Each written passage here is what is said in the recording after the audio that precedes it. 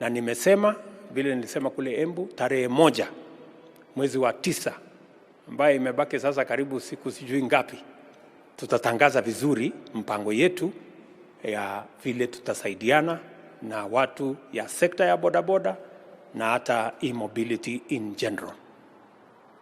And therefore, I am truly happy to see what is going on in this facility. And it is because we believe as a nation that with different types of intervention, especially around tax, we can make things a lot better.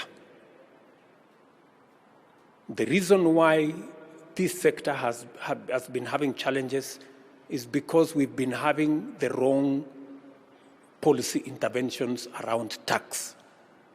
And that is why you have heard me internationally talk about we need to change the financial architecture that we currently have that is not supportive of enterprises that lift the majority of people out of poverty and build the capacity of more businesses to be able to drive our progress, our prosperity, our development, and our economy. There is a solid case for a relook on our global financing architecture, even as we look at our domestic financial architecture.